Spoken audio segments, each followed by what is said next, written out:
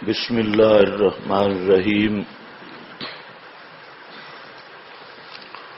سورۃ البقرہ۔ وَإِذَا لَقُوا الَّذِينَ آمَنُوا، یہ دوسری جماعت ہے، جماعت ثانیہ منافقین یہود، یعنی ذو وجہین ادھر آئیں گے۔ ہم پکے موحد ہیں، پکے توحیدی ہے، اور توحید و سنت پہ جان بھی قربان ہے، اور ادھر کربوگے جا کے بیعت بھی کر لیں گے۔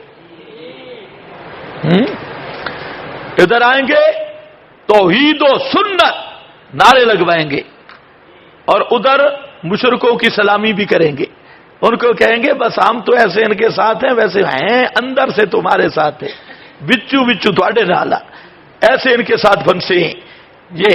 وَإِذَا لَقُوا الَّذِينَ آمَنُوا، اور جب ملتے ہیں ان کو جو ایمان لائے، قالوا کہتے ہیں آمنا ہم ایمان لائے، وَإِذَا خَلَا بَعْضُهُمْ إِلَى بَعْضٍ، اور جب اکیلے ہوتے ہیں بعض طرف بعض کے، یعنی منافقین یہود اعلانیہ یہود کی طرف یا احبار رہبان کی طرف جاتے ہیں، قالو کہتے ہیں اتحدثونہم بما فتح اللہ، بتلاتے ہو تم، اتحدثونہم بتلاتے ہو تم، آگاہ کرتے ہو تم، ہم ضمیر کا مرجع مومنین، یہ علماء یہود کہتے تھے منافقین کو۔ یہ جب منافق آتے نا صحابہ کے پاس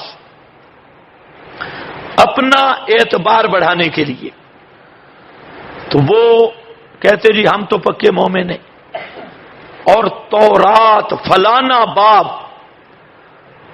چیپٹر فلانی آیت اس میں رسول پاک کا تذکرہ موجود ہے، تو یہ خود آ کے بتاتے۔ کیوں بتاتے؟ تاکہ ہمارا اعتبار اور بڑھے، اور یہ کہیں کہ یہ تو پکے مومن ہے۔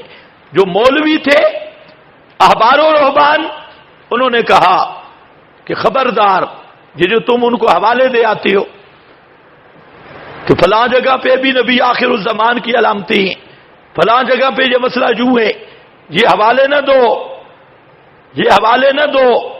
اگر یہ حوالے دو گے نا، دو نقصان ہوں گے۔ ایک نقصان یہ ہے کہ ان سے اگر ہو گیا مناظرہ تو ہماری خیر نہیں ہے، ان کو تو سب حوالے معلوم ہوں گے، تو بوقت مناظرے کے یہ غالب آ جائیں گے۔ میری بات سن رہے ہو یا نہیں؟ منافقین کو کون کہتے تھے؟ احبار و رہبان، کہ تم تو اچھائی ظاہر کرنے کے لیے اور اپنا اعتبار جمانے کے لیے حوالے دے آتے ہو، تورات میں جو لکھا ہے، فلاں جگہ پہ جو لکھا ہے، فلاں باب میں جو لکھا ہے، اور کل اگر ہمارا مناظرہ طے ہو گیا ان کے ساتھ تو ان کو تو سارے حوالے معلوم ہوں گے، وہ تو عبارتیں نکال کے دیں گے اور تمہاری خیر نہیں ہوگی، اس لیے ان کو نہ بتاؤ۔ ایک دوسرا، قیامت کے دن یہ اللہ کی عدالت میں بھی کہیں گے قیامت والے دن کہ یا اللہ ان بے ایمانوں کو پتا تھا اور ہمیں بھی بتاتے تھے کہ یہ نبی سچا ہے، خبریں بھی دیتے تھے، حوالے بھی دیتے تھے، تو قیامت کے دن تمہارے اس فتح اور ظاہر کرنے کو یہ حجت بنائیں گے تمہارے خلاف اللہ کی عدالت میں۔ تو یہ دو وجہ سے ان کو بتایا نہ کرو۔ ہاں بھئی دیکھیں، قالو اتحدثونہم، کیا تم آگاہ کرتے ہو ان کو، کن کو؟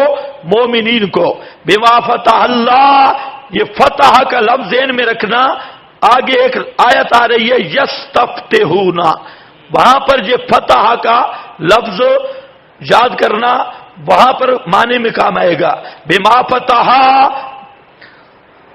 ان کی مفید مذہب باتیں، بما ما سے مراد ان کی مفید مذہب باتیں، فتح اللہ علیکم، کہ ظاہر کی اللہ نے اوپر تمہارے، اللہ تعالیٰ نے جو تم پر ظاہر کی ہیں، لے یحاجو، یہ لام نتیجے کا ہے، غرض کہ مغلوب کر دیں گے تم کو، جھگڑا کریں گے تمہارے ساتھ، جس کا نتیجہ یہ ہے کہ جھگڑیں گے تمہارے ساتھ جھگڑیں گے ساتھ ان کے عند ربکم تمہارے رب کے ہاں افلا تاکلون کیا تم سمجھتے نہیں ہو اتقولون کیا تم اتنی موٹی بات بھی نہیں سمجھ سکتے کہ کیا اچھا قیامت کے دن یہی باتیں تمہارے خلاف پڑیں گی۔ ایک توجیہ میں نے اور ذکر کی کہ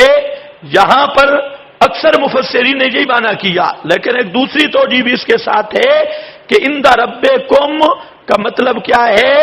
عند محاجات مناظرہ کے وقت جب اللہ رب العزت کے بارے میں مناظرہ ہوگا، یعنی الہیات میں مناظرہ ہوگا، عقائد میں، تو اس مناظرہ میں وہ وہی حوالے تمہارے خلاف پیش کریں گے۔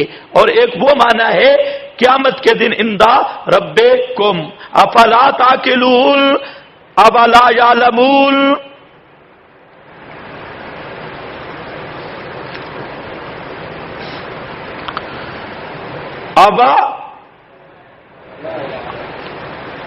اصل عبارت ہے اولا یعلمون اَیَقُولُونَ مِثْلَ هَذَا وَلَا يَعْلَمُونَ اَیَقُولُونَ مِثْلَ هَذَا وَلَا يَعْلَمُونَ، یہ تحقیق ہے۔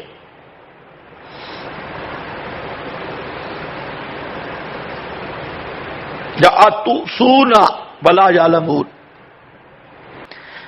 اولا یعلمون کیا نہیں جانتے ان اللہ یہ کہ اللہ پاک یعلم جانتا ہے ما یسرون وہ چیز جو یہ چھپاتے ہیں وما یعلنون اور جو ظاہر کرتے ہیں۔